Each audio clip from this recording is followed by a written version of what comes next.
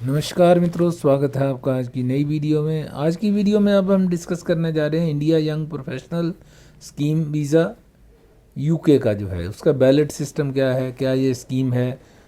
तो वीडियो में एंटर करने से पहले जिन्होंने चैनल को सब्सक्राइब नहीं किया, चैनल को सब्सक्राइब कर लें और बेल आइकन भी प्रेस कर दें, जिससे आपको आने वाली वीडियो की जानकारी मिल जाए।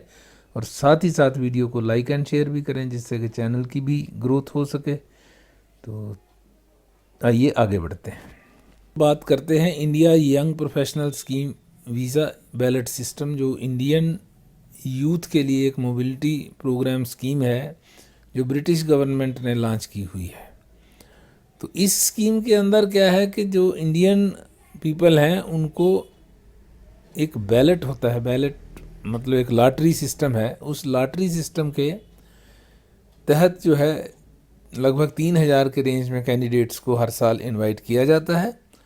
और ये बहुत आसान तरीका है, कोई ज़्यादा रिक्वायरमेंट्स नहीं है, बहुत ही आसान तरीके से एक लॉटरी के लिए आपने अप्लाई करना है और आपका काम, अगर आपका नंबर आ जाता है तो उसके बाद आपको फिर डॉक्यूमेंट्स वगैरह सबमिट करने हैं, उसकी एलिजिबिलिटी चेक होगी, फिर आपको कुछ फ़ीस वगैरह पे करनी है और आपका 2 साल के लिए आपको वर्क परमिट, वहाँ पे आप स्टे कर सकते हैं यूके में।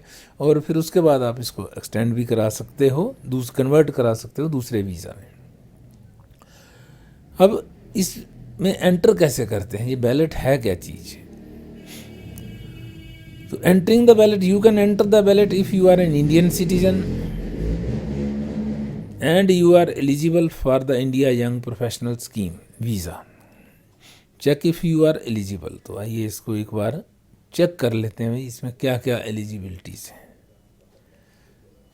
एलिजिबिलिटी के लिए यहाँ आ जाएंगे। To be eligible for an India young professional scheme visa you must be an Indian national और citizen between 18 and 30 years old. 18 से 30 साल तक होना चाहिए। Be at least 18 years old on the date you plan to travel to the UK. अब इसमें एक point और है कि 18 साल कब देखा जाएगा, अगर जिस दिन आप प्लान कर रहे हो to travel to the UK, इसका मतलब हम उससे पहले भी 18 से जो नीचे है वो भी अप्लाई कर सकता है। इसका मतलब यही हुआ। Have a qualification at bachelor's degree level और अबव, जो हमारी ग्रेजुएशन डिग्री है उसके कम से कम ग्रेजुएट हो। और 2,530 pound in savings to support yourself in the UK. लगभग 2.5 लाख रुपये मान के चलो, 2.5 लाख रुपये आपके अकाउंट में होना चाहिए। Not have any children under the age of 18 who have any children under the age of 18। 18 साल से नीचे बच्चा नहीं होना चाहिए। अब 30 साल का आदमी है तो उसका 18 साल से नीचे ही बच्चा होगा, ऊपर तो हो नहीं सकता, तो वो भी एलिजिबल नहीं है।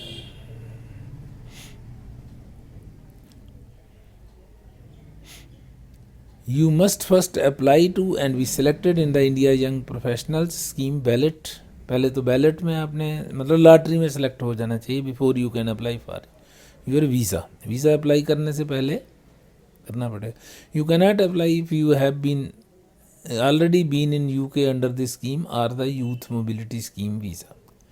अगर आप इस स्कीम के तहत या यूथ मोबिलिटी स्कीम वीज़ा के तहत यूके में रह चुके हैं तो आप एलिजिबल नहीं हो, सेकंड टाइम ये चांस नहीं मिलता। अब एलिजिबल क्वालिफिकेशंस क्या क्या है। A qualification at UK bachelor's degree level और above, an equivalent overseas qualification at degree level, almost वो ग्रेजुएट वाली बात है। Money to support your self, जैसा बताया कि 2530 2530 पाउंड जो हैं वो आपके अकाउंट में होने चाहिए, लगभग 2.5 लाख। उसके बाद एक और कहानी है। You will need to have had the money available for at least 28 days in a row. The day 28 must be within 31 days of applying for this visa. आपके पास ये फंड्स जो हैं 28 दिन पुराने होने चाहिए अगर कोई अप्लाई करने के इंटेंशन में है, क्योंकि अभी ये कभी भी अनाउंस हो सकता है। ये स्कीम एक्सपेक्टेड है आज कल परसों, फरवरी में भी, लास्ट टाइम फरवरी में ही हुआ था, तो फरवरी में भी अनाउंस हो सकता है। जनवरी फरवरी में होता है नॉर्मली। तो आप इसको अपने अगर कोई इंटरेस्टेड है तो 2.5 लाख रुपए अपने अकाउंट में लगातार रखिए, उससे कम नहीं होने देना बैलेंस, तभी आप इसमें एलिजिबल हो। You will need to show proof of this when you apply, वो एप्लीकेशन के साथ ये कॉपी बैंक की स्टेटमेंट लगानी पड़ेगी। Read the guidance on financial evidence, चलो इसके बारे में अगली वीडियो में अच्छे से कवर करेंगे। अब डॉक्यूमेंट्स क्या क्या प्रोवाइड करने हैं।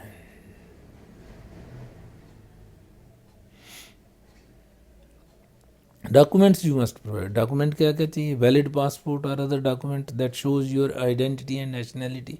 एक और, अगर किसी का पासपोर्ट एक्सपायर होने वाला है तो बेहतर है वो पहले से पासपोर्ट को रिन्यू करा लें, जिससे कि उसकी वैलिडिटी बढ़ जाए। 6 महीने से कम की वैलिडिटी में रुकावटें हर जगह आती हैं।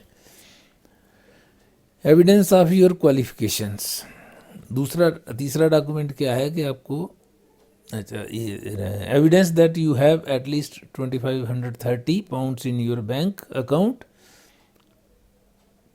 बैंक स्टेटमेंट लगानी पड़ेगी। एविडेंस ऑफ योर क्वालिफिकेशंस, उसकी कॉपी लगानी है। Your TB test results if you are living in India और another listed country, TB test results जो है वो एक टेस्ट करा के वो उसकी कॉपी भी साथ में अटैच करनी पड़ेगी। पुलिस रिपोर्ट और clearance certificate from India check, how to apply for criminal records checks, तो वो इंडिया से तो पुलिस क्लियरेंस सर्टिफिकेट जो है वो आपको पासपोर्ट ऑफिस में अप्लाई करना है तो आपको मिल जाएगा। पीसीसी जो है पासपोर्ट ऑफिस में ही आप अप्लाई करोगे, अपने नज़दीक के पासपोर्ट ऑफिस में, वहीं से मिलेगा। You will need a blank page in your passport for your visa. अब यहाँ आ गया पासपोर्ट की कहानी आ गई ना, इसलिए अगर पासपोर्ट एक्सपायर होने वाला है तो उसको करा लीजिए रिन्यू, और अगर पेजेस कम हैं तो तब भी करवा ही लीजिए। एविडेंस ऑफ योर क्वालिफिकेशन, चलिए ये तो दूसरे डॉक्यूमेंट्स क्या हो सकते हैं। If your documents are not in English और Welsh, you will also need to provide certified translation. Certified translation documents की होनी चाहिए। You may need to provide additional documents depending on your circumstances. The home office will contact you if you need to provide more evidence.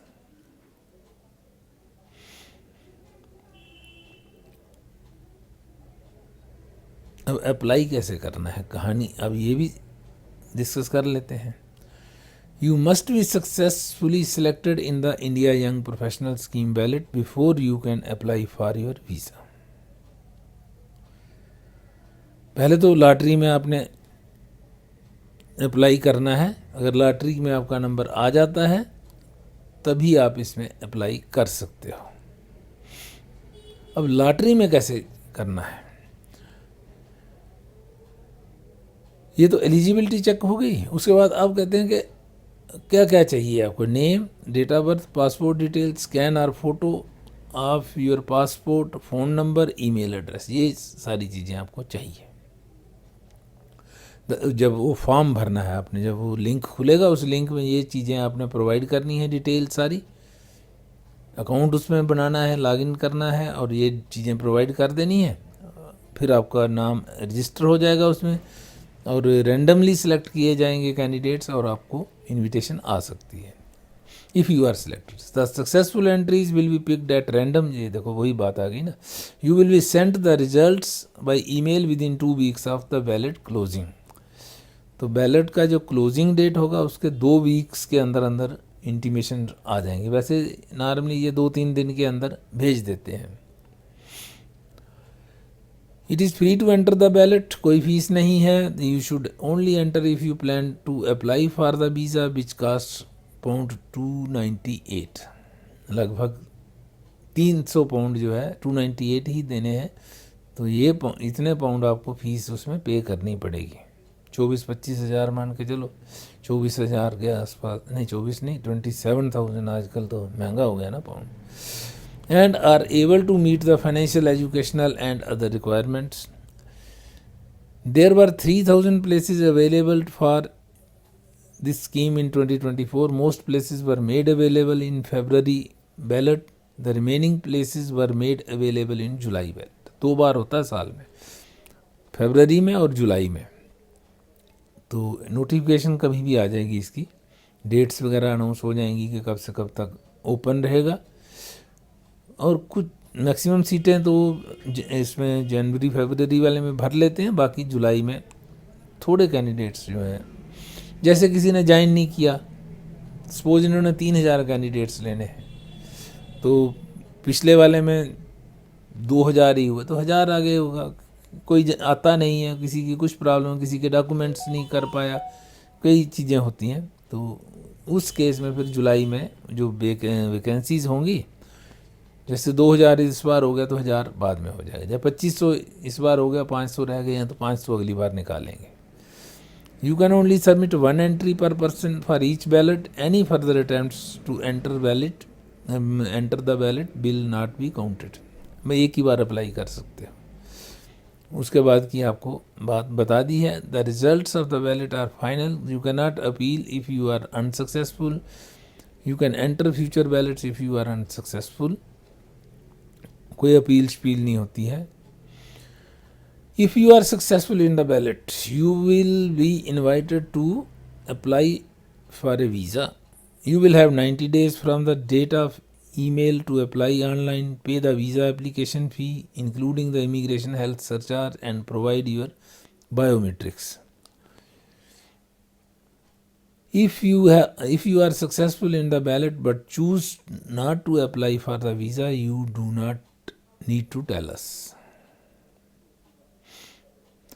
अगर ballot में successful हो गए और apply नहीं करते हो तो फिर आपको कुछ बताना नहीं है, automatically you are out of the game. तो ये डिटेल्स थी जो स्कीम आ रही है, India young professional scheme ballot, उसमें जो लॉटरी निकलेगी, उस लॉटरी के लिए जो स्कीम है वो जल्दी ही लॉन्च होने वाली है। तो आपके लिए उसमें एक मौका रहता है, जिनको कनाडा का चांस नहीं मिल रहा है, they can work in UK for 2 years and then renew their eligibility or status in UK in some other scheme. तो आज की वीडियो यहीं तक रखते हैं। मिलते हैं आपसे अगली वीडियो में, तब तक के लिए नमस्कार। जिन्होंने चैनल को सब्सक्राइब नहीं किया वो चैनल को सब्सक्राइब करें और बेल आइकन भी प्रेस कर दें, जिससे आपको आने वाली वीडियो की जानकारी भी मिले, और साथ ही साथ वीडियो को लाइक एंड शेयर भी करें, जिससे कि चैनल की रीच और लोगों तक भी हो सके। तो साथ ही साथ आप ये बताने का भी कष्ट करें, अगर किसी और कंट्री के बारे में भी आपको कुछ जानकारी चाहिए तो कौन से कंट्री की हम यहाँ बताएं आपको। अगर कोई रिक्वायरमेंट्स हैं या आपके कोई सजेशंस हैं चैनल की ग्रोथ के लिए तो वो भी बताया कीजिए, जिससे कि आपके साथ साथ हमारी भी तरक्की हो।